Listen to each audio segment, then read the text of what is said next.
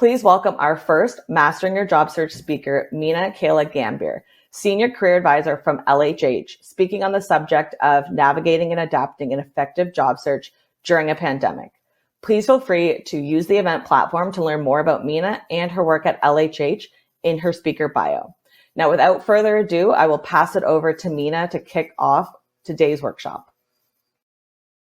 Thank you, Cassie. Good morning, everyone. I'm so excited and thrilled to be here presenting to you on navigating and adapting your job search during a pandemic.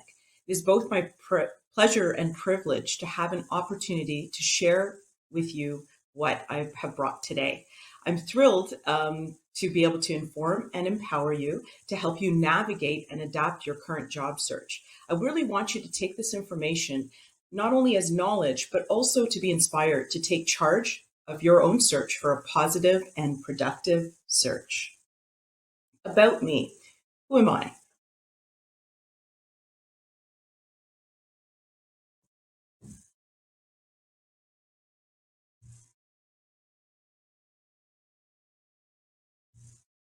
As Cassie had introduced me, I'm from LHH. In case you're wondering, LHH is Lee Hecht Harrison. We are a global provider of career transition services.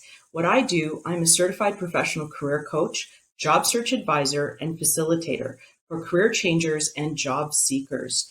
Really, my purpose is to inspire and motivate clients in transition from individual contributor to senior management roles to thrive with greater clarity, focus, and confidence to take charge of their search and accelerate their job search process. Okay, what will we be talking about today? Some of our session objectives include the following. We're going to take a look at the job market trends and opportunities that are currently available out there. We're going to talk about the current state of the market in Canada. We're also going to take a look at what is happening in Ontario as related to the pandemic. We're also going to talk about some of the opportunities that have evolved based on the current state of our economy. In addition to that, we're going to talk about strategizing your job search. This is a really important topic. Being able to understand what do you need to do to set yourself up for success in your job search. There's actually a lot that you need to do before you even hit the ground running, applying to roles, putting cover letters together, putting resumes together. So we're going to talk about what that is. We're also going to talk about how do you stand out and get noticed. It's really tough, especially during this time of the pandemic, when you have maybe 3 times more people applying to jobs. So it is very, very important to understand what you can do to stand out from the rest. In addition to that, we're going to talk about how you can adapt your job search in this virtual world that we live in. So it's really about understanding what do you need to take into consideration with it being a virtual world in terms of video interviews being virtual, networking being virtual, in addition to even what you can do in terms of your skills and pivoting. It was a question that Heather got earlier in the conversation, and we'll be addressing that as well. In addition to that, we're going to take a look at upskilling, what it is, and reskilling, what that is as well. The pandemic actually offers a great opportunity for you to upskill and reskill. And so we're going to talk about different resources that are out there to be able to do that. Then we're going to spend a few minutes in the Career Resource Network. The CRN is a tool. It's our LHH online portal that we are giving you 60 days of access to. Really, it's information about job search. And we're going to spend a few minutes in there, and I'm going to show you how to navigate that.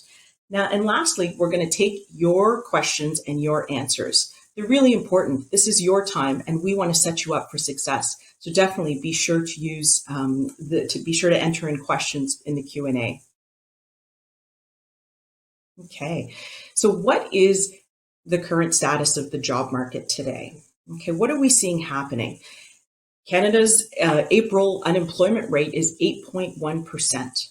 Okay, with a loss of 207,000 jobs. Okay, it's important to understand that Ontario, as well as BC, followed by BC, led the way.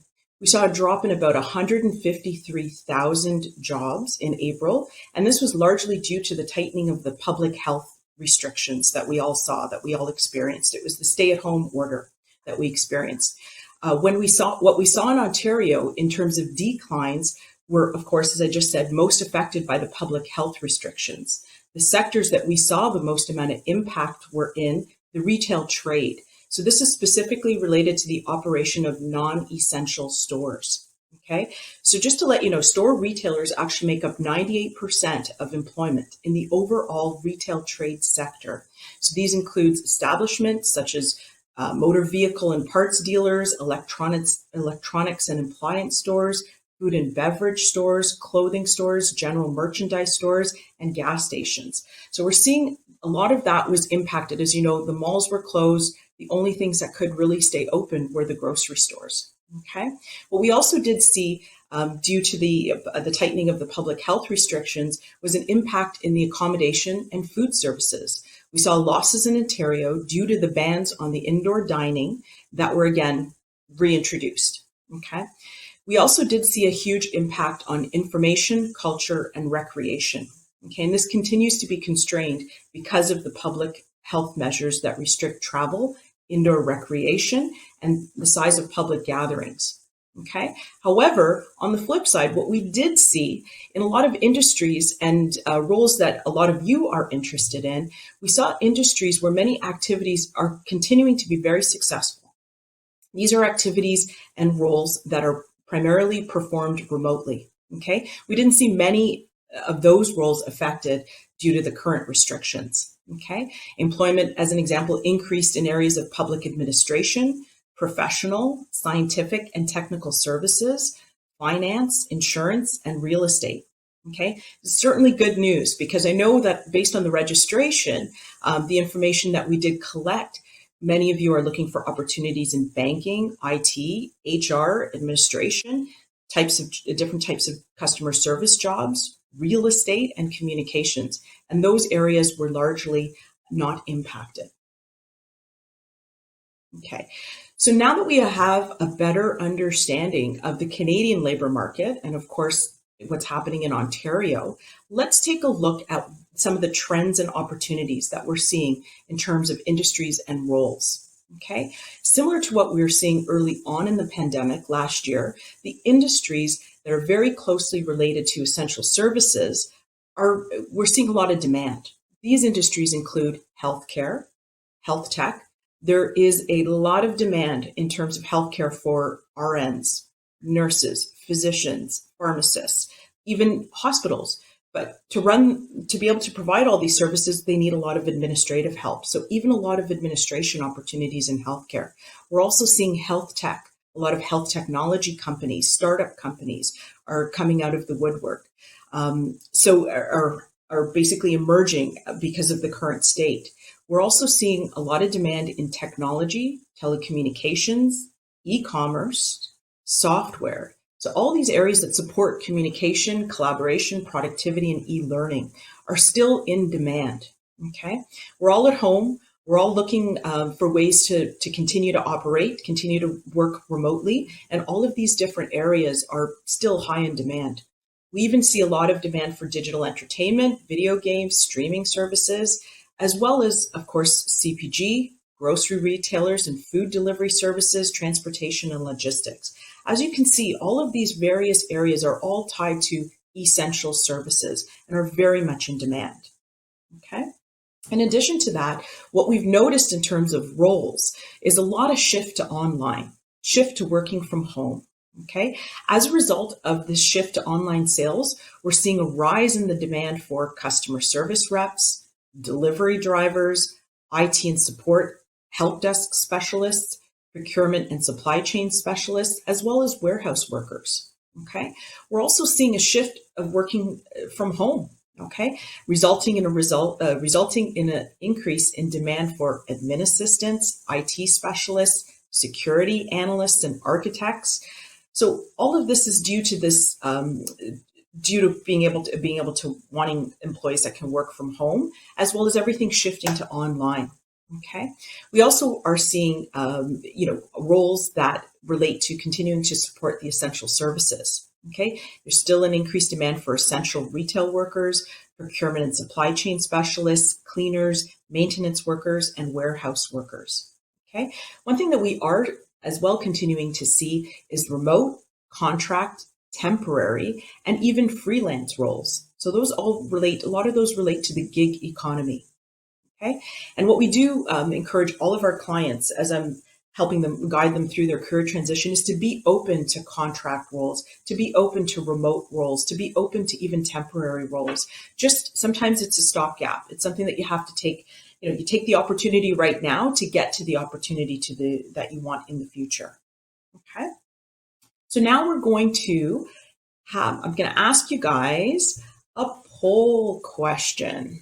Okay. So the question is, where do you spend majority of your time in your job search? Okay. So if you go to the right-hand side of your screen or the bottom, you'll see a poll. Okay. I want you to take a moment to answer. Oh, I'm seeing the results coming up. Okay. 71% of browsing and applying for jobs online. That's typically what we do. And a lot of this, typically what we see, and even revising, revamping, and improving your resume and cover letter, 15%.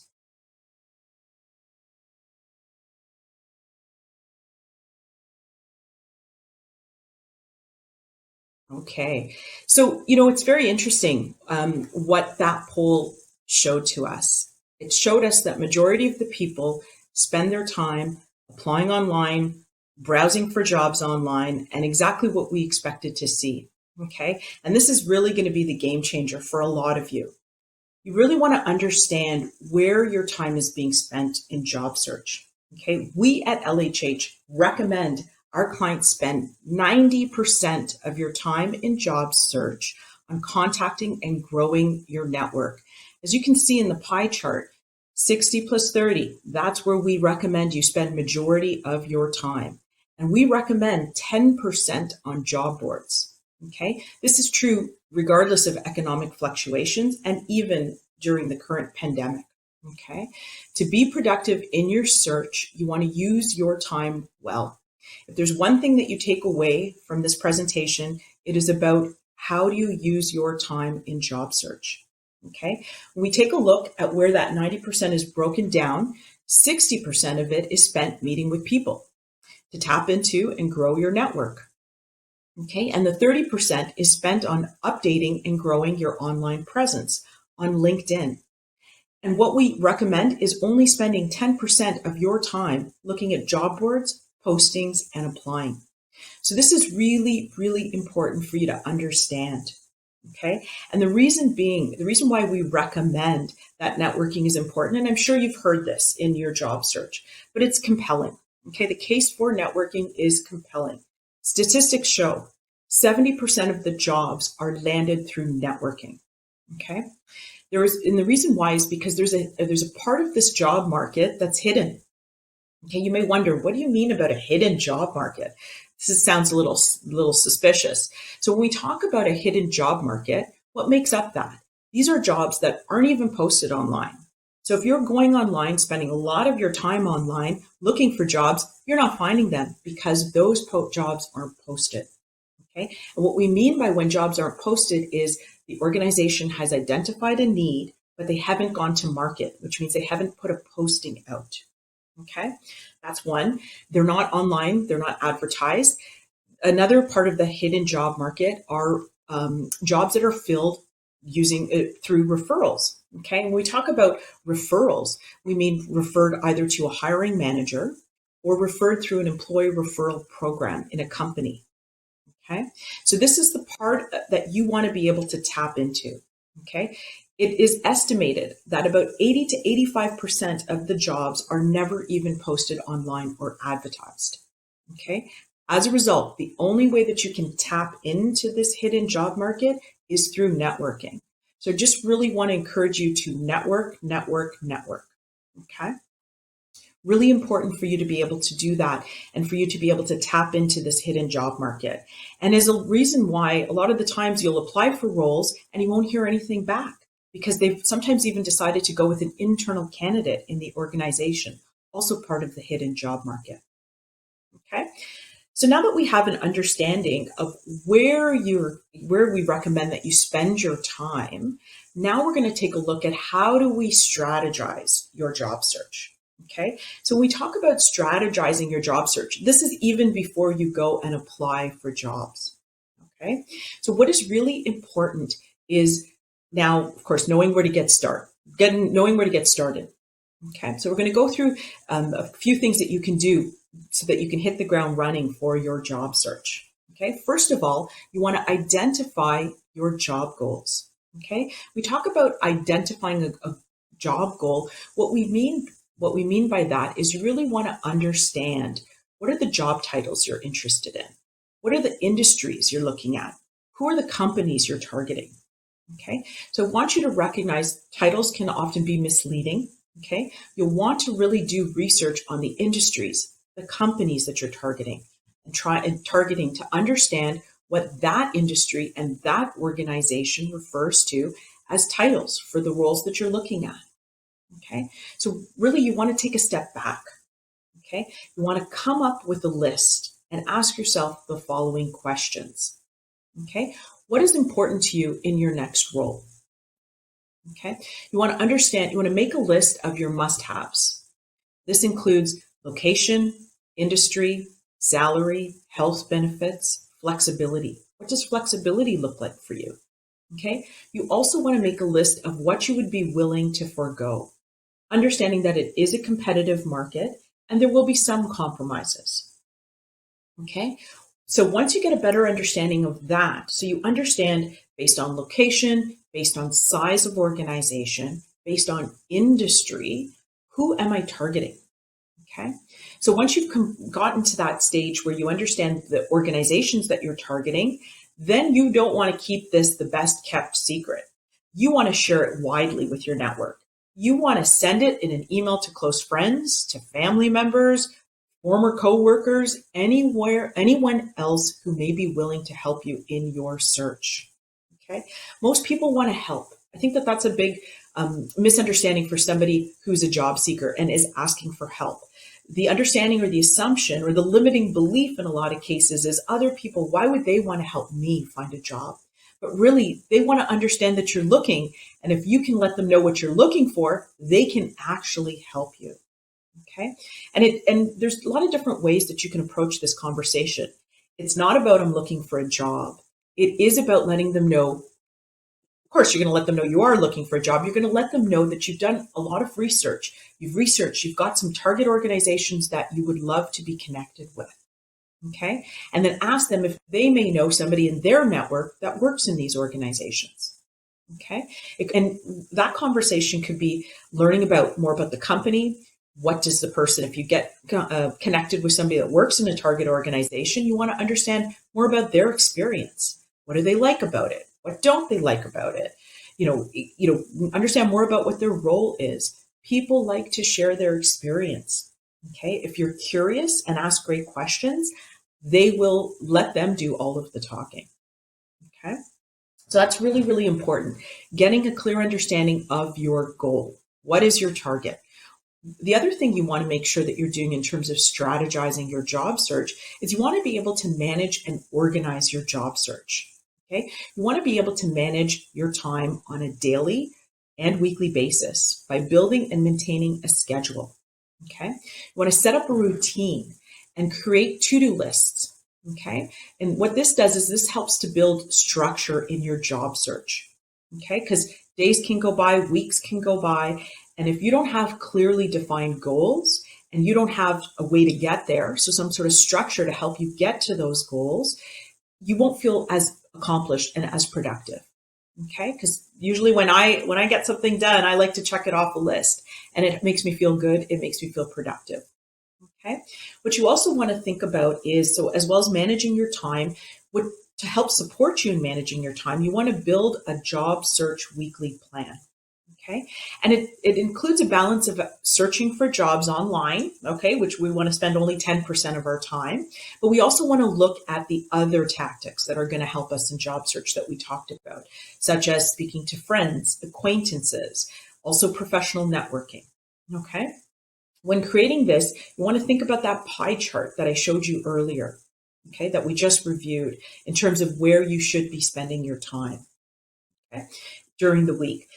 On average, what often I get asked this question by a lot of clients is, how much time should I spend per week? Okay. And this can vary. Okay. But even though looking for a job, I know you can relate, sometimes feels like a full-time job.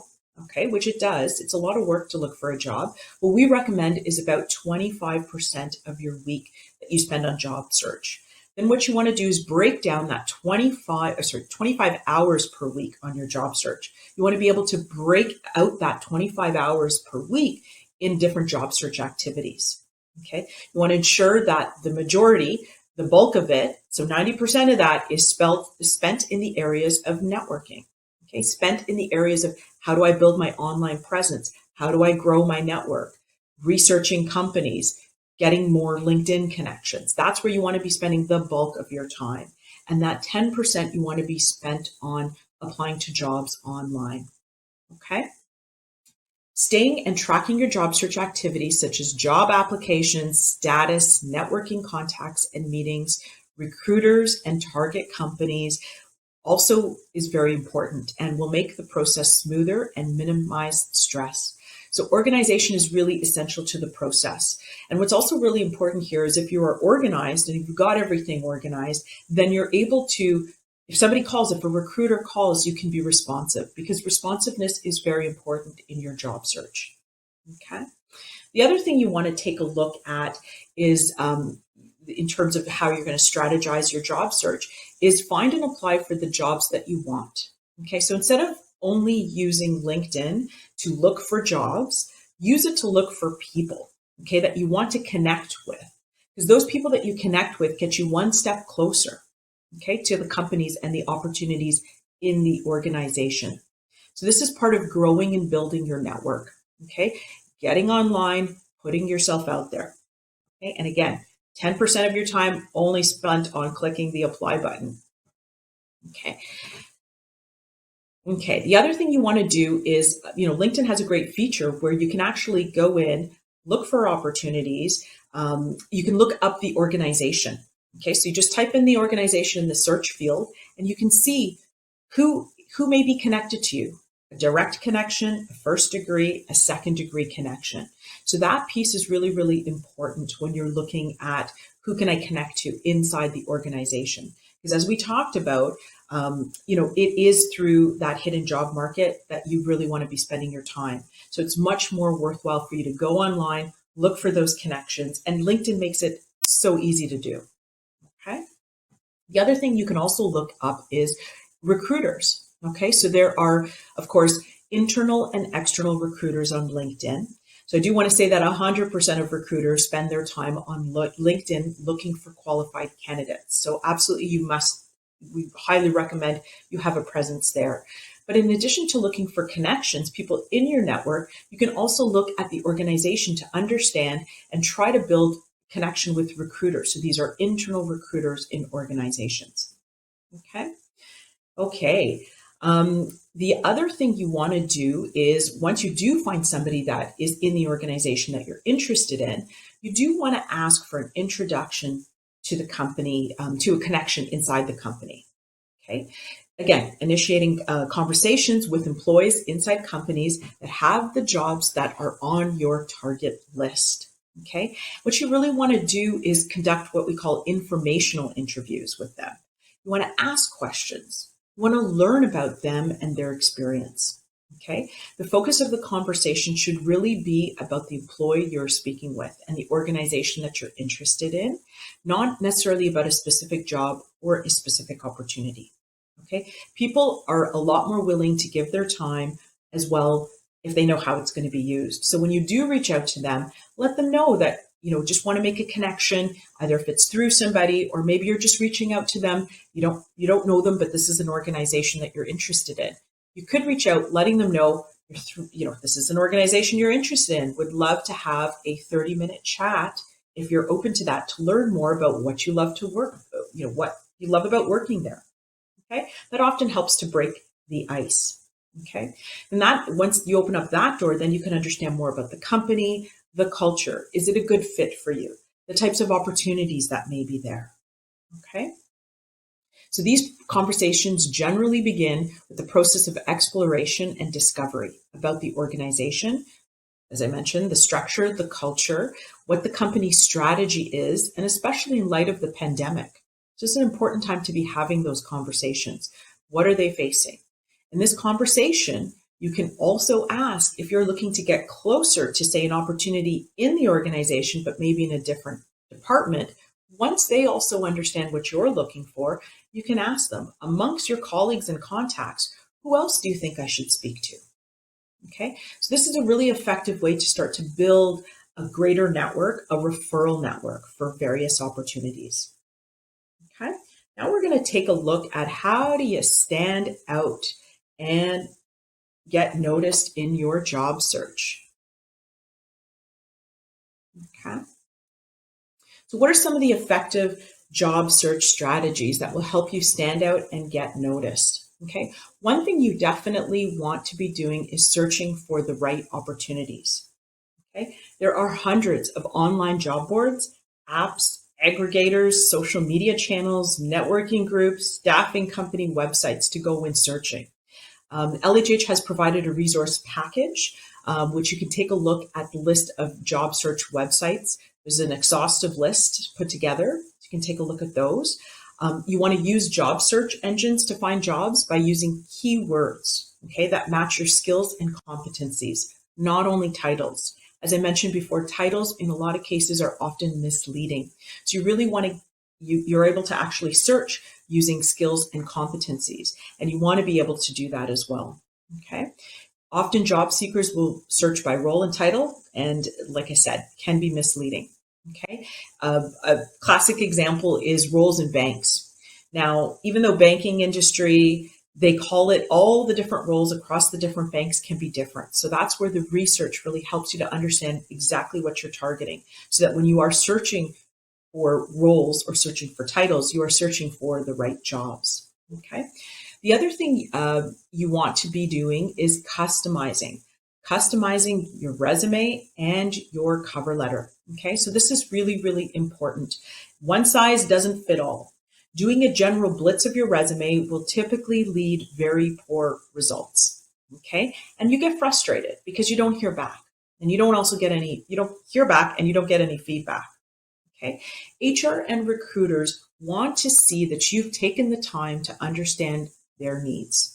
Okay, that you're not sending out a generic cover letter. And the way that you set yourself apart is by spending the time to customize and tailor.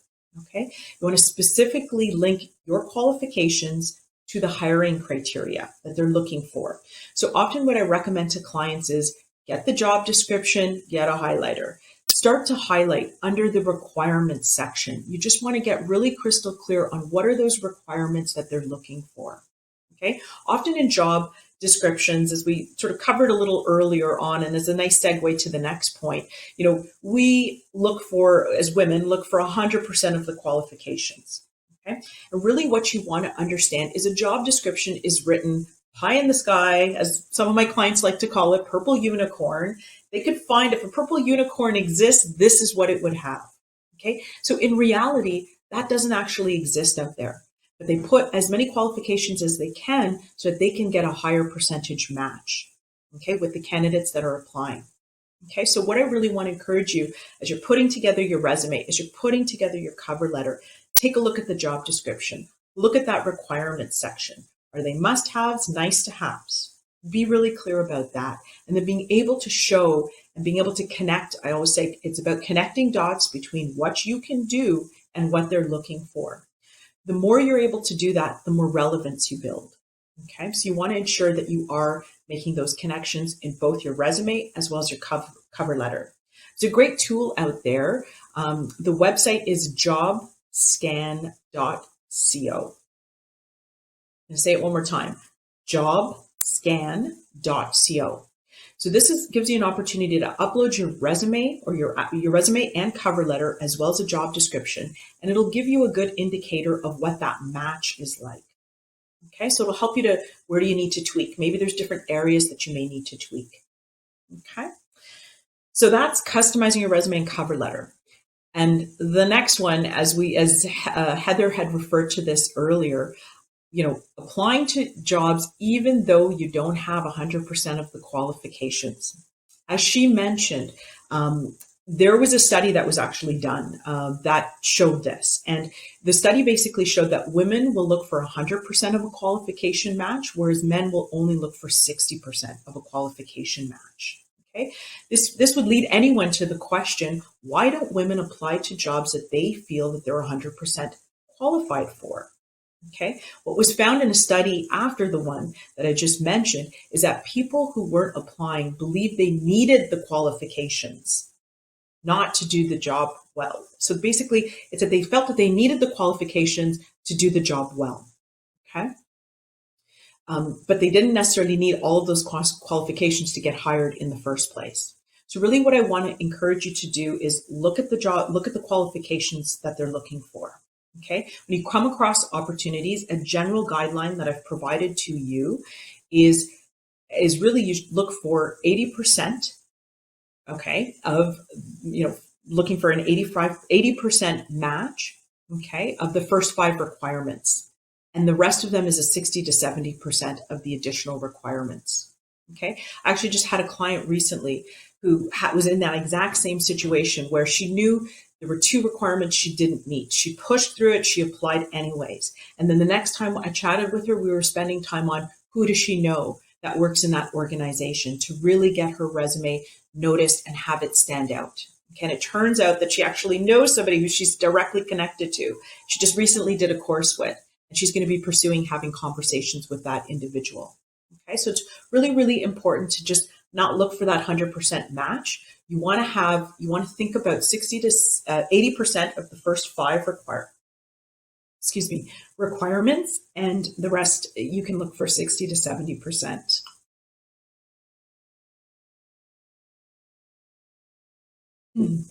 Just taking a moment there. Okay, using your network. That is also really, really important as we talked about tapping into the hidden job market. Okay, and I know that often people think, well, we're in a time of social distancing. So networking is not something that naturally comes up. Okay, what I offer to clients is there's a lot of different ways that we can connect. Look, we're connecting together today at this virtual conference. There's a lot of online platforms that you can use, online platforms that are free, Google Meet. There's also Zoom provides 30 to 45-minute free Zoom calls that you can also do. So there is definitely a way to connect, even the telephone. So there's lots of ways that you can still connect, even though we are in a virtual world. Okay. Definitely taking a look at FaceTime, WhatsApp as well are other ways that you're able to connect with people. Okay. The other thing I want to mention is, you don't want to be attached to how you network, but you really want to be attached to finding a way to network. Okay, so that's really, really important. Okay, what I want to also say is that when you do reach out to people, you want to reach out to them, with empathy and compassion. I mean, we're all going through this pandemic in this time in our lives, and this is actually bringing us together rather than pulling us apart. So you really do want to just lead with, when you're connecting with people or even reconnecting, lead with how are things going with you? What's happening through the pandemic for you? So really focus on building that human connection and rapport before asking for anything. Okay. And then you can let them know once you're talking about sort of what's happening with you, what's going on for you, then what are you up to will naturally come up. And then you can let them know that you're currently in transition. This is where you're focusing your time. And then, of course, the next question that they're thinking is, how can I help you? Okay, so I don't want, the technology to be a barrier, just the ways to connect to be a barrier. Okay. The other thing I do want to reiterate is you really want to be clear on the help that you need. Okay, so you do want to let them know this is the type of support that you are looking. People want to help. They just want to understand how can they support you. As I said earlier, be curious, ask great questions. Let them do a lot of the talking. This sometimes does take some pressure off of you. But one thing you also want to do is have some sort of next steps. After you've had that great conversation, you do want to understand what is expected to happen next.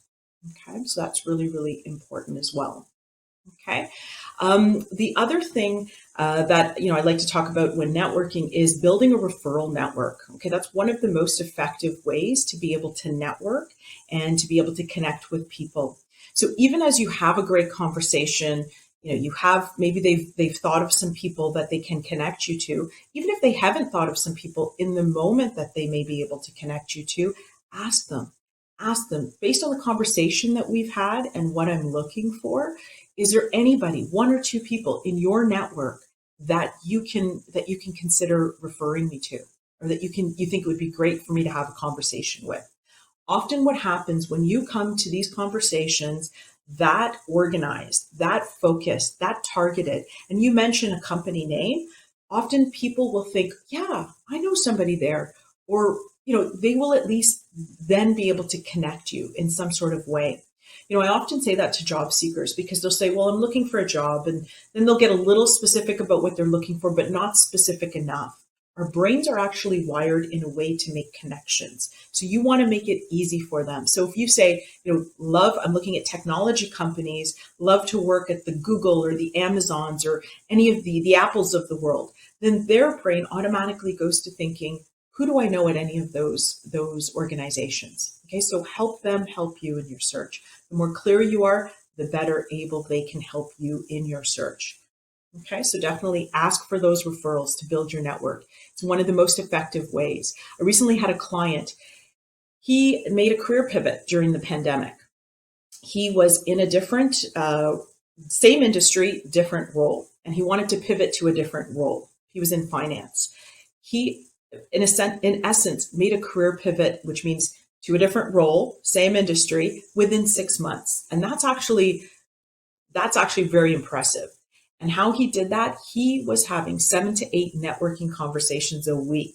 I know for a lot of people, that's a lot of networking conversations, but he was able to successfully do that in less than 6 months. Okay. The other thing you want to do is you want to use company websites. You also want to follow through and follow up. Often job seekers don't follow up. They send in an application. If they hear back, they may not necessarily go back and follow up with when they've heard from an HR recruiter through the process. It's really, really important to follow through and follow up throughout your job situation, throughout your job search. So whether it's after an interview, whether it's even with a networking connection, you definitely want to follow through. And even when you're in those interviews, you want to establish some sort of timeline by when they should expect to hear back from you by. And if they don't establish a timeline, then you want to ask them. You want to put out a timeline out there. Say, great, if I don't hear back from you within 2 weeks' time, I will be following up. That way, when it comes to the follow-up, you won't be wondering if this is the right time to be able to follow up. Often what I suggest is 1 to 2 weeks. That's what you want to wait in terms of the follow-up if you haven't established a timeline, but hopefully you're able to establish that timeline. And what a follow-up does for somebody who's very busy, pulled in a lot of directions, is it refocuses them.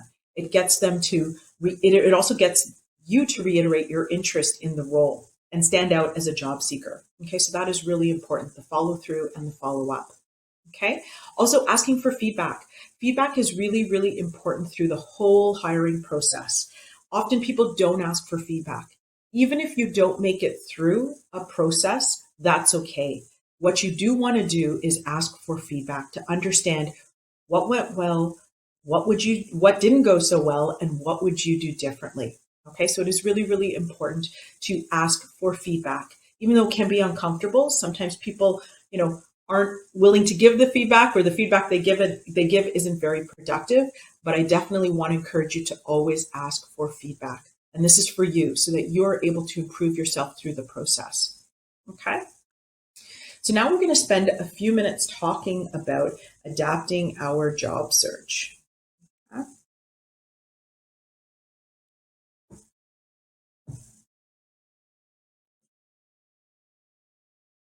Okay, so what are the different ways that you can, of course, in a pandemic, adapt your job search? Okay, what's really, really important is brushing up on technical skills. Okay, so I want you to spend the time, because all aspects of job search have basically gone digital. online applications, automated screening tools, video job interviews, remote work using collaboration tools. So you really, as we talked about earlier, you really want to have a better understanding of the technology and how it works. Okay, so I want to encourage you to definitely spend some time. There's a lot of free tutorials that are out there. If you just look up on Google Zoom tutorial, you'll get tons and tons of information on how to use Zoom, how to use the features in Zoom, because you do want to become comfortable with the technology. Okay. The other thing is, being technologically savvy is not only a benefit in your job search, but it is a benefit when you do land in a job, because a lot of jobs have gone remote. So you're going to have to be able to understand how these and be comfortable with how these collaboration tools work. Okay, so being technical savvy is a must. Find a way to brush up on your technical skills. Okay, the other thing is, and we talked about this earlier, Heather had gotten a question about it, is pivoting. Okay, focusing. So one of the things you want to think about is you want to understand, we talked about the job market. We talked about some of the trends, some of the opportunities that are coming as a result of what we're seeing in the pandemic. So you want to think about, industries that have been impacted as well as those that are thriving, really to help you focus on your job search. So you want to think about, okay, if we're not doing, in-person retail, online, e-commerce, that's something that's happening. That's an example of a type of pivot. Okay. You also want to think about, sometimes it could be a horizontal move. It could be, might take you outside of your comfort zone, or even a completely new industry. Now, if you're open to looking at different industries because you have the transferable skills that are necessary, what you really want to focus on is networking. You really want to get an understanding, first of all, of getting really clear on what are those transferable skills that you have that you're able to transfer into a different industry. And the only way to do that is through the networking. Okay. I myself, when I was transitioning, so I didn't share with you earlier, but I was prior to me becoming a career coach, I was working in technology. I was a sales engineer. And then I decided to pivot into career coaching. So I had tons of conversations before I even started to apply to jobs to understand what was important about what the skills that I had that would be relevant to what I was targeting. So looking at different industries that you may have to pivot to, or even different roles, same industry that you may have to pivot to, is important during the pandemic. Okay. The other thing is being open to new opportunities, broadening your horizons. We talked about this earlier, really thinking about maybe it's a different title. Maybe it's contract work versus full-time work. I've had a lot of clients that have landed in the last few months, even late last year, who have landed in contract roles but have turned permanent. Really, what you want to focus on is getting your foot in the door. Okay, so be open and consider broadening your opportunities and your scope and your horizon. Okay, so now we're going to spend a few minutes talking about upskilling and reskilling. Okay, so upskilling and reskilling is really, really important during this time, as we've talked about. So just let's start with the definition of what those things are. Okay, so when we talk about upskilling, what we're talking about is this is training that helps individuals expand their capabilities to address the changing needs of their current jobs and career paths. Okay, so upskilling is critical during this time. I know a question came up earlier in Heather's conversation about how do I explain a gap? If I have a gap in employment, how do I explain that? Not only on a resume, but even when I'm in an interview situation. And what's most important, as Heather had said in her response, was not that there was a gap, it's what did you do during that time? So being able to upskill and gain new skills that are going to make you more marketable and relevant in the marketplace is really critical. Okay, so thinking about, as you're looking at job descriptions are also a great way to see what are some of the things that they're looking for? What are some of the specialties or the expertise that they're looking for that you may be able to spend time upgrading and advancing? Because what that will do now is it will position you well for the future. Because a lot of organizations and employers, that's exactly where they're focused on. They're focused on how do we upskill our workforce. So you'll be ahead of the game. You'll hit the ground running. Okay, so that's upskilling. The other part of that is reskilling. Now, these are a way to address structural changes in the labor market due to job losses from, say, example, automation is a popular one. Okay, they enable workers to enter to new careers by giving them the skills they need to succeed. Okay, now reskilling is something that may take a lot more time than upskilling. Okay, and you really want to think about, if you're thinking about reskilling, you want to really have an understanding of what are you pivoting towards and have done that research. I think in this time, upskilling is probably something that you will be more accessible to you as opposed to reskilling. But you definitely do want to understand, as you're having conversations with people, is there some sort of reskilling or retooling that needs to happen so that you can remain marketable, so you can remain relevant in the job market. Okay.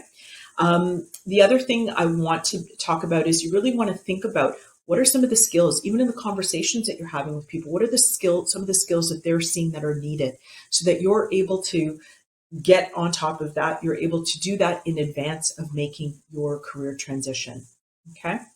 So understanding that is really, really important. Looking even at profiles of people who are in roles that you would love to be doing, see what are they doing with their skills?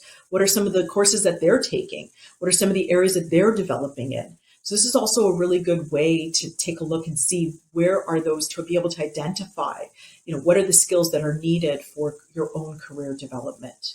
Okay. There's also some online, they call them MOOCs, or massive open online course providers. Coursera, EDX, Udacity, Future Learn. These are also places that you can go to get, some things are free, some things may be paid, you may have to pay for, but definitely different websites that you can go to be able to develop those skills and to have the courses that will help you to develop those skills. Other places you can go, continuing education courses, of course, at universities and colleges. In addition to that, you can even take a look at LinkedIn Learning. So LinkedIn Learning is actually offered as with LinkedIn Premium. So if you sign up for a 30-day LinkedIn Premium option membership, you get LinkedIn Learning. But it's definitely a place that you can go for skill development, as well as even volunteering. And looking to see if there's some sorts of opportunities that you may be able to take on, which are going to help you gain the skills that you need. Okay. So now we are going to spend a few minutes in CRN, the Career Resource Network. Okay. So CRN is essentially, it's an online portal that we have at LHH that we provide to our clients who are going through career transition. What we have done is we have a 60-day complimentary access that we are providing to everybody, so that they can essentially learn about their job search. There's resources on the tool that include information on resume, on cover letters, on automated tracking systems. There's information about how to build your online presence, your profile, interviews, tips on video interviewing as well. So there's a lot of resources in CRN that you can leverage. Okay. And I did want to spend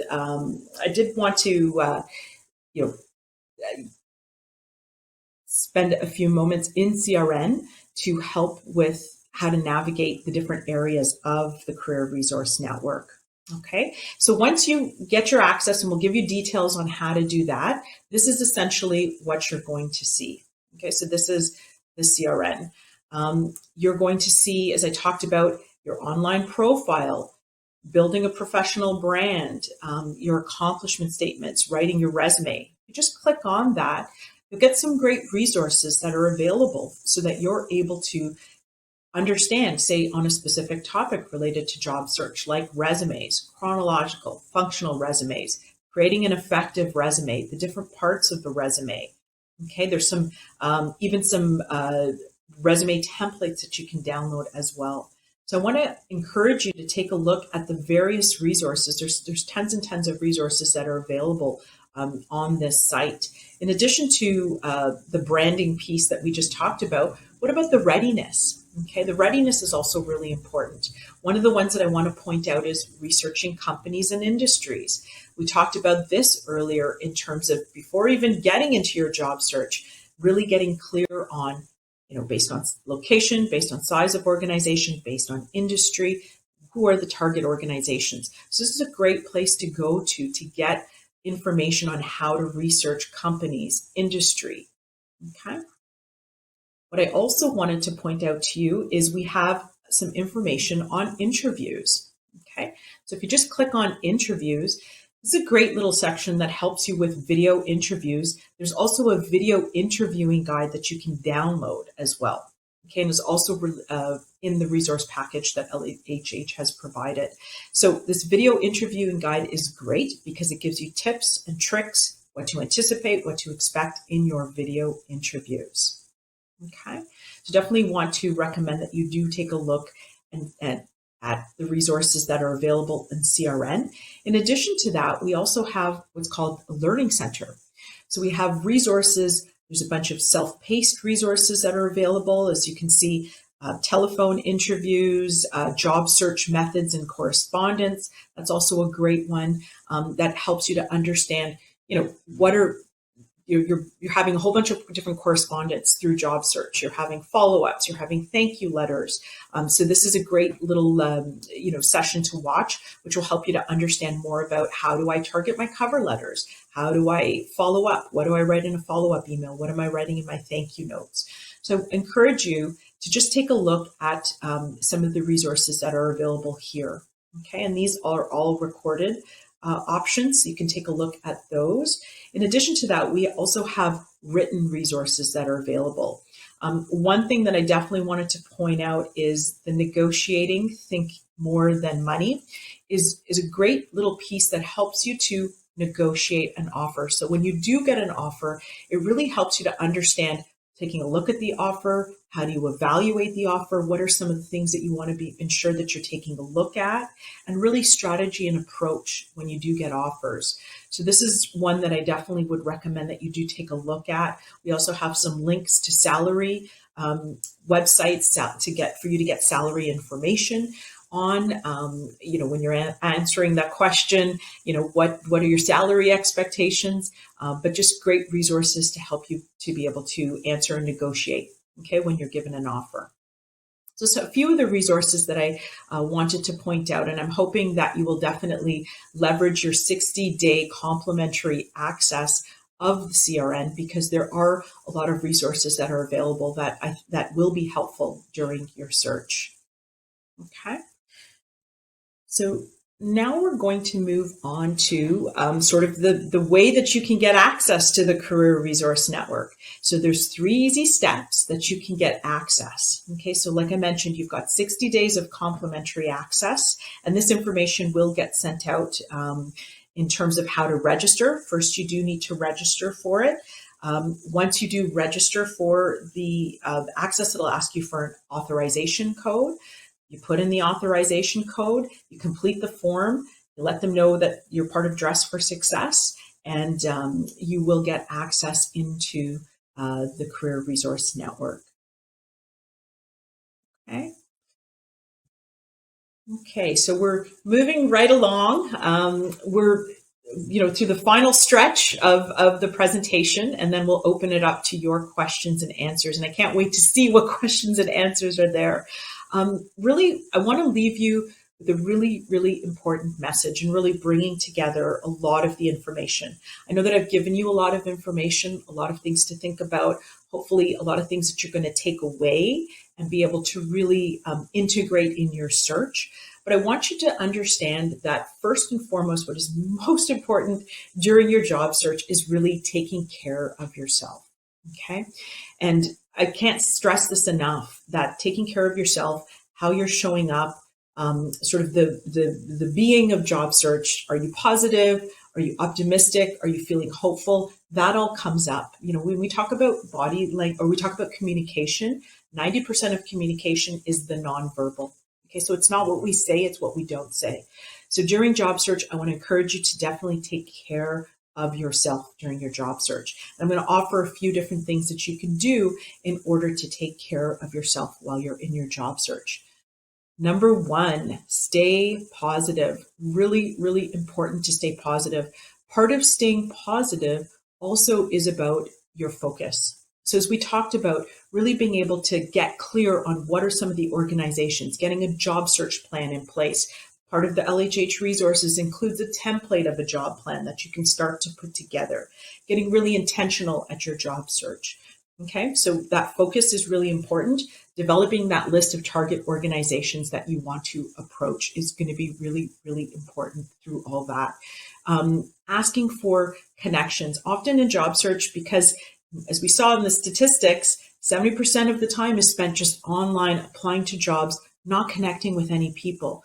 What is really important and helps you to stay positive is people. A lot of the times people love that interaction and they love that connection. So I really want to encourage you to go out there, look for connections, have those conversations. It's far more encouraging and helps you to stay positive through the search when you're building that human connection through the search. So again, really want to encourage you to do that. Okay. The other pieces that I want to talk about, that we have talked about, is really focusing on your skills and knowledge. What is your brand? Okay. Really getting clear on what are those skills, what are those competencies that you have, and being confident with what they are.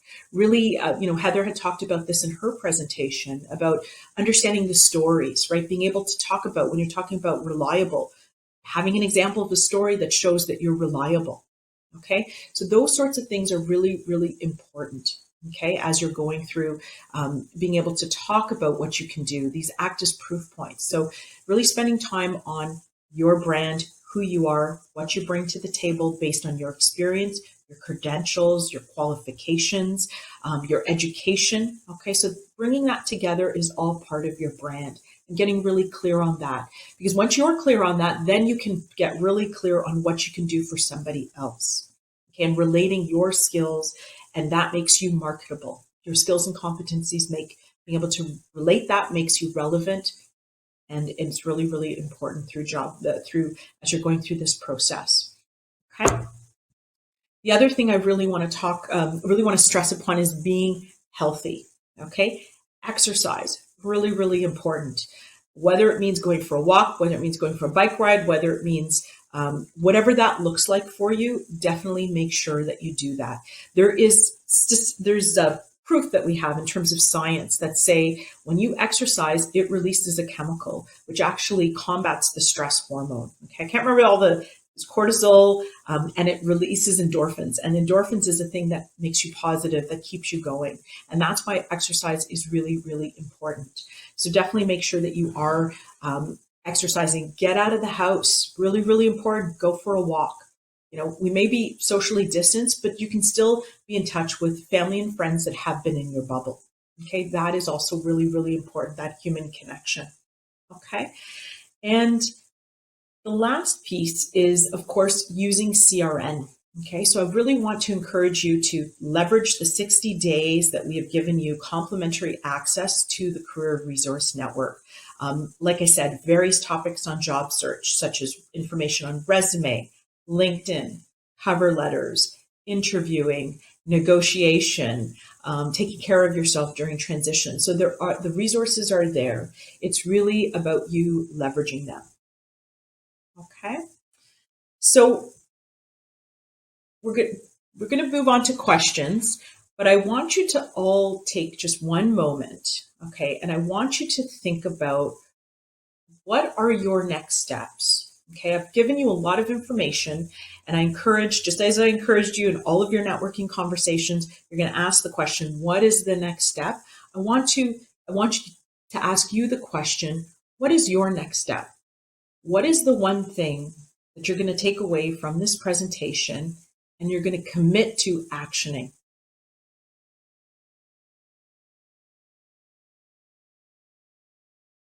Okay, so we are going to get started. Mina, there are a lot of questions, so get ready. Okay, I'm ready. There are obviously a lot of questions about networking. So our top rated question right now is, how do I start networking with people I don't know via LinkedIn? Great question. Often that is a question that comes up because a lot of the times there are organizations that you want to get into or want to know more about, but you don't have a connection there. What I recommend is, one thing is you want to always try to look for some kind of connection wherever possible. So it may not necessarily be a direct connection, but it could be a first degree or even a second degree connection to try to make a warm connection into an organization. Okay, that's what I recommend. If you don't know somebody and you're finding it really, really hard, you can reach out, and you can just reach out to them. And really the way that you want to reach out is saying that, I noticed that you're working there. This is an organization, I'm currently in transition. This is an organization that I'm very interested in. I would love to learn more about what your experience is and what you like about working there. Okay, so that's a way that you can reach out. This is a cold connection. It takes a lot of courage and being brave to do that. But I've had people in a lot of cases be very successful in just reaching out to people and asking for that connection. So first, what I would suggest is a warm connection. If you can't find somebody and to work a connection, meaning finding a first degree connection that can then connect you with somebody else, then you can reach out to somebody in the organization, look to see what part of the organization they're in. Even an option could be reaching out to HR directly, just to let them know that this is an organization that you are interested in. Would love 10 to 15 minutes of your time to have a conversation about the organization. I'm assessing this as an organization that would like to work with. Put it out there. You can't control the response, but you can control putting in the ask. Okay, great. And kind of building off of that is, what is your best advice on how to network online without feeling like you're overstepping professional boundaries? That's an interesting question. So ask it again, just one more time. Yeah. What is your best advice on how to network online without feeling like you're overstepping professional boundaries? Yeah, that's interesting. I wish I could have a live conversation with the person who asked the question, because I would peel the onion a little about understanding what is the barrier, what is your limiting belief around reaching out to somebody and thinking that you're overstepping a boundary. Okay, networking is really, as we've talked about, so critical. Okay. Asking for help is critical during this time. And it's really important that you understand how you feel about these things and realize, and really it's like a muscle. The more you work it, the stronger you get. So I think sometimes it is really about you stepping out of what your own limiting belief about networking is, stepping out of what you think the response is going to be, and ask anyways. I always say, one of my favorite sayings is, Wayne Gretzky, I think it was, that said it, you miss 100% of the shots you don't take. Okay. And you do want to take your shot. Mm-hmm. Okay, great. And then kind of building off that again is, there's a couple questions just about not knowing many people, and most of the people that the participants on the workshop today, they might not know them in the industry that they want to be in. So how do you suggest just meeting new people and how to make friends, especially if you're always at home because of the pandemic? Absolutely. Great question. Now, what I definitely recommend is, there's a lot of people, I get that from a lot of clients, like, I don't know a lot of people. And then I start asking them, okay, let's break this down. Who do you know? Who are your friends? Who are your family? Okay, start putting that down. Then I ask them, do you have any affiliations? Okay, so are you part of any groups? Do you have any interests? Do you have any hobbies? Do you have neighbors? And then you start to sort of expand from there. And I encourage clients to put together a list of 50 contacts. And it's really, really interesting when initially people think they don't know anybody, when they really start to write it down and start to just get an understanding of, it's more than just your friends and your family. Okay. And I always recommend start with friends and family, even your doctor, even your dentist. If you've got somebody that helps you with finances, your banker, somebody that you work with at the bank, these are all connections that you do have that you can absolutely leverage during this time. Because what happens is, once you have a few connections, then you start to work, as I talked about, a referral network, really asking them, once they get clear on what you're looking for, you ask them, are there one or two people you can think about? Or, if you're connected on LinkedIn, you can just go into, an organization and see who they may be connected to. Okay. So it is really important to sort of start somewhere, start with the people that you know, start with your neighbors, friends, family, start there. I know you have all of those things, and then expand from there. Okay, even if you're part of professional associations, even though professional associations aren't meeting in person, they are definitely having virtual events that are happening. Those also provide great opportunities to network. If you're volunteering or have volunteered in the past, maybe you haven't volunteered recently, but you have volunteered in the past, definitely reach out. If you have children, they have friends. The friends of your children have parents. Reach out to them, have conversations with them. It's amazing when you start to sort of broaden and thinking about who your network is. It doesn't necessarily mean the people it's not only limited to your friends and family. It's a lot bigger than that. Okay, great advice. I want to talk and take some time just about career transitioning and developing skills. So how can I develop new skills for an industry that I've never been a part of? Great question. Well, I had that exact experience in my own career transition. I was a technical sales engineer, and then I wanted to become a career coach. Came across coaching, loved it, and then found out I could actually make a living. There were people who were making a living doing this, and I said, I want more of this. So what I did was I joined a professional association. Okay, so I joined, say, the ICF, the International Coach Federation. And what that allowed me was an opportunity to get to know people that were coaches, have conversations with people, understand what did they do to be successful in getting into this industry. Because I knew coaching, people don't study coaching. They usually just land into coaching later on in their career. So it afforded me the opportunity to meet people that I could start to have further conversations with. And what I did was I started to volunteer on the ICF board. So that again elevated my experience and being able to network and make further connections in an industry that I knew very little to nothing about. So being able to do that, gave me the opportunity to get to know people. And that's actually how I landed my job at LHH. It was through a board member at the time. She was working at LHH, and she had introduced me to the hiring manager when an opportunity came up. So I really want to encourage you to professional associations, understand, okay, who are these professional associations out there that are associated with an organization? That's really a great place to be able to start to expand that and to expand the network and get to talk to people in industries that you're interested in. Mm-hmm. Okay, great. Yeah. There are a couple questions. We have a couple new grads on the workshop today. So what would you give some new tips to new grads who don't have a lot of experience but are looking for entry-level positions? Yeah, absolutely. And I know in a lot of cases, new grads often there is experience that happens, but it may not necessarily be working experience. And really the focus that I think a lot of people put on is work experience that they got paid to do. Okay. So I'll share with you, when I was in my transition, I put the experience that I had on the board, even though that wasn't paid experience, but it was experience in coaching down on my resume. So I do want to say that you can include the experience that you have. Don't limit it just to working experience. It's volunteer experience that you may have done as well. It's even, I know that I was working with my nephew who was in high school applying to universities, and I encouraged him to put, if he was part of any clubs or anything that he did there, if he took on any leadership roles. So even those volunteering roles that you've done, the non-paid experience is experience as well. One thing I do recommend usually in resumes that we see with new grads is your education is going to go first, and then you're going to start to talk about your experience, paid and unpaid. Okay, great.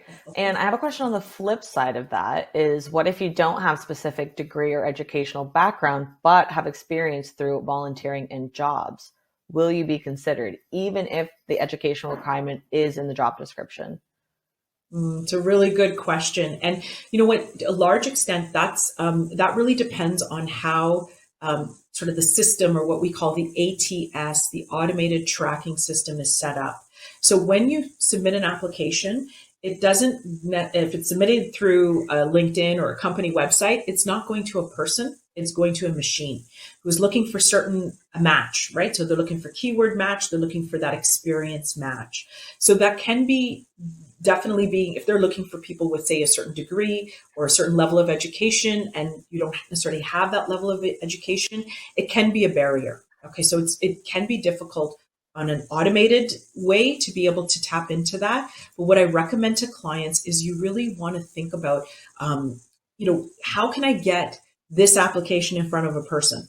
Okay, that's where, again, the networking becomes really, really important, because it's going to be hard to get past the bots. Okay, your application may not even be seen anyways.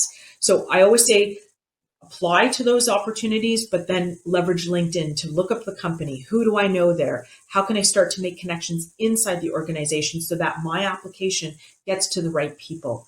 What you also want to focus on, of course, is, if you don't have the educational criteria, the key skills, the competencies that they're looking for, you want to make sure that those are definitely highlighted in the application. Okay. But it's a very difficult thing to get past that education criteria without making some sort of connection inside the organization if an ATS is looking for a specific requirement. Okay. Okay. Great. I want to touch on ATS, but we're going to flip back to just skill level right now. What do you do when you're told that you're overqualified for the job? Oh, great question. So what overqualified means essentially is, from a person who's hiring, is we can't afford to pay you. Okay, that's what overqualified means, is that you've got the skills, you've got the experience. So what I would start to question is, are you applying to the right level? Are you applying to the right role that is really going to maximize what you bring to the table? Okay. So, this is a two-way street, right? Sure, you need a job, but you're also assessing to understand, is this the right role? Is this the role that's going to keep you happy? Is this the role that's going to keep you challenged?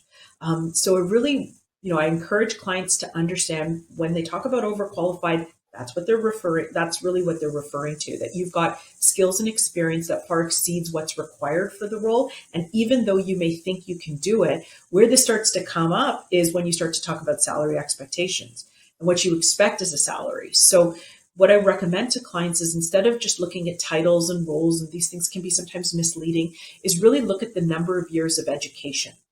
Okay. The number of years of work experience, my apologies, that they're looking at in the job description, to understand, are you overqualified or underqualified for the role? So that's usually a really good indicator of whether or not you're applying for the right type of job. Okay. Okay. Yeah. And kind of building off of that, we have a lot of newcomers and immigrants asking some questions about whether you should, apply to lower positions. You might have really good experience and management skills in your home country, but when you get to Canada, it might not translate. So what kind of advice do you give the clients on today's call, how to navigate that? Yeah, absolutely. Great question. I know with newcomers, I hear the stories of my parents who immigrated 40 years plus into Canada, and they had the similar type of challenges, very interestingly enough. And what I recommend to clients is, you really want to understand, first of all, what is it the industry that you're looking to get into? Okay, so getting a really clear understanding of industries. Then you want to understand the roles that you're looking at. Okay, then just because you may be overqualified for something, as we just talked about it, that may not necessarily be your way in. What I often recommend to clients is, think about, if you're willing to take a sort of lesser role than what you may have had back in your home country, is it a stepping stone that's going to get you to where you were or where you want to be? Okay, so it's really, really important to think about, okay, so suppose you're in banking, and maybe you were at a certain level in banking back home, but that doesn't necessarily translate here. What I definitely recommend is, don't necessarily take something that's totally outside of that, but take something that's maybe in banking, but a lesser type of role in an area where you have those transferable skills that they can leverage. Okay. So really you want to think about, is this a stepping stone that's going to get me to where I need to go? And sometimes there's the opportunities right now that you have to take, which are completely out of scope, not part of, what your future career plan is. And you take those opportunities to pay the bills, to do what you need to. But then you want to think about, where are you then pivoting, or, where are you either building connections or even building experience in terms of volunteering or some sort of, what is that transferable skill that you can eventually use that is going to serve you later on? okay, as you get more experience, Canadian experience. Okay, great. And what advice would you give international students? And for specifically for what? Yeah, for specific strategies on job searching in their field when they might not have experience and they're new to Canada. Yeah, well, definitely, I would say in terms of international students, you want to think about, again, at least have that understanding of what is the direction that you want to move in. Think about maybe it is volunteering roles at this stage, at least to, again, it's about the skills that you're gaining and the competencies that you're gaining, less about maybe that exact job title or that role title that you're doing. So you want to think about what is something that's either aligned from an industry perspective or at least aligned from the skills and the competencies that you're gaining in terms of the role that you are doing. Okay. Yeah, it's definitely a way to think about it. And, whether it's and like I said, even if it's in the international students, if it's in the university, if it's in the colleges, if it's in, they're looking at the organizations that you are affiliated with and seeing, are there opportunities within there? That can also be another option as well. Yeah. Okay, great. What advice do you have for older workers, 50 to 60 plus? Great question. What advice do I have for older workers? See, what I want you to know about sort of the workplace is, or know about what's out there is there is something called ageism. Okay, that does exist out there. Okay. In terms of advice that I would give you, I mean, there's ways that you can sort of tweak your resume so that organizations may not be able to figure out sort of what age range you're in if you're concerned about ageism being an issue. But what I often say to clients is you want to think about the experience that you have as being a benefit. And this is not something that's a drawback. This is actually something that's really, really good, that you bring that wealth of experience, you bring the credentials, the qualifications, everything that you bring to the table is actually your brand and packages you as that is your brand. And I think that, it really gets you to think about if there's an organization that you're, say, in conversation with and you feel that ageism may be at play. Is that even the right fit for you? Is that even the right organization that you want to work within if that is something that they're going to be concerned about? Are they more focused on that versus the qualifications that you bring? So really you want to navigate that. I always say that you can't change that. Like you can't change what your age is, but you can sort of change, you could sort of think about, is that really the right place for me? Is that something that's going to be, if that's concerning for them, is that even a place that I'm going to be welcome and is going to be a good cultural fit for me? Yeah. Okay, great. Before we move on, there's a few questions just about cover letters, resumes, ATSs. Before we move on, there is a kind of a specific question. I've been searching for 7 months and followed all this advice and always hit a wall at the final stage of the interviews.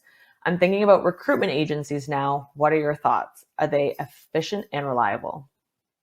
Yeah. Oh, I've had a lot of clients that get to that final stage. And as I say, always the bridesmaid, never the bride. That's one of the sayings that comes out of it.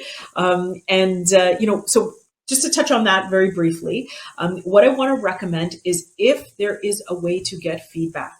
Okay, you've obviously gone through that final stage of the interview. You've got some great connections that you've made there. You want to definitely circle back with them and ask them for feedback. Okay, because that is going to help you to understand what is working, what's not working, what do you want to do differently moving forward. So I'm going to definitely say ask for the feedback. Okay. Now, in terms of recruitment agencies, absolutely. I mean, they're definitely a way to find employment. What I do want to say about recruitment agencies is, or just recruiters in general, and these are external recruiters. So these are, recruiters outside of an organization, is you want to work to establish a rapport, a connection with them. You hopefully, before giving your resume, have an opportunity to speak with them, ask them about what they do to help clients, ask them about what they do to support them through the process, ask them about what are the types of clients they work with, what industries do they work in, just to get a clear understanding of who you are working with. Because it's really important to establish that rapport and relationship, because often what happens is if they just get a resume, I say that's a lot of information to share if you don't know how they're using your information. So work on establishing some kind of rapport, some kind of relationship with them. And then I would say forward information. And definitely there's some that are better than others. I always recommend talking to people, finding out who they may have worked with and what their experience was like, so that you can start to understand, is that an agency I want to work with? If you can get even a connection inside of a recruitment agency or a recruiter, you definitely want to get that direct connection. Okay. So I definitely recommend using them. Some are more reliable, some are more efficient than others, but you do want to do a bit of that research before deciding who you want to work with. Mm-hmm. Okay, great. So moving on, there's a couple of questions about the job scan resource that you talked about earlier. It is not technically a free site because you only get 5 free scans. Are there any sites that are free to use? I haven't come across any ones that are free to use. But what I know from clients is a way to get buy that only 5 free scans is if you invite others to use the site. So if you just invite other people, you do get additional options to use, additional, checks. Like you are able to generate more than just 5 resume scans. So try that, but there are none that I found. It's a great question, and it wouldn't be great if they actually created one. But something else that you can use that does help also to understand whether you're focusing on the right keywords is a word cloud. There's word clouds out there where you just basically take a job description, take out all the formatting, go to Word, just look up on Google word cloud. It'll give you a list of different sites you can go to that you can generate a word cloud. And then what it does is it helps you to understand, are you focusing on the right words based on the job description and what you're seeing in your resume? So that's another way to sort of get around another option instead of just using those job scan. Okay, great. How important is a cover letter when applying to jobs? Oh, I get this one a lot. Those cover letters, they're not always a pleasure to put together. I understand. What I recommend is I always say follow the instructions that are given. Okay. You don't really know who is going to get to read your resume. So you don't understand if they are or are not looking for a cover letter. Okay. So in the ad, in the job description, if they ask for a cover letter, make sure you're following the rules and supplying a cover letter. Even if they don't explicitly ask for it, I always recommend to include a cover letter. The only time you don't want to include a cover letter is when they say do not include a cover letter, because you know for sure they've not asked for one. But any of the other circumstances, you definitely want to include a cover letter because you really don't know who's reading it and whether it's important to them. But you do want to err on the side of caution and include one. Okay, great. And then I will ask our last question. Any tips or best practices for moms with young ones at home, online learning that needs support and hovering, but also you need to dedicate time to adult thinking mode during the day? What advice would you give? Oh, yes. I love that question because it is so real and I can relate absolutely. And in terms of advice, I'll tell you what I did. When I was making my transition, I was let go from an organization. I was there for 15 years. I eventually ended up leaving at 17 years. And I say that because they offered me my job back. They let me go and they offered me my job back. And I decided to go back to a job that I didn't really want to do. I already knew I was changing my career direction. Now, what I did was they were long days. They were about 15-hour days. I do remember that because I would be on during the day. And the only time that I would really have to applying for those opportunities were between 10 and 2 a.m. in the morning. So this is putting like applications together and putting networking letters together and all these sorts of things. And, the advice that I would give is you will find a way. I know it sounds kind of cliche-ish, but you will find a way if it's important enough for you. Okay. So, I do want to recommend that you having conversations with your family about how they can support you. Often we as women often take on, and if you're anything like me, I think I got to do everything. We do have support systems in place. Really lean on your support structures that are there. Okay. So whether it's older kids, whether it's your partner, whoever it is that you have, even if it's you've got kids that are in a bubble together and they can just have a play date or something, so that you can free up some time and some space so that you can focus on this. It's just really leaning in on your support structures.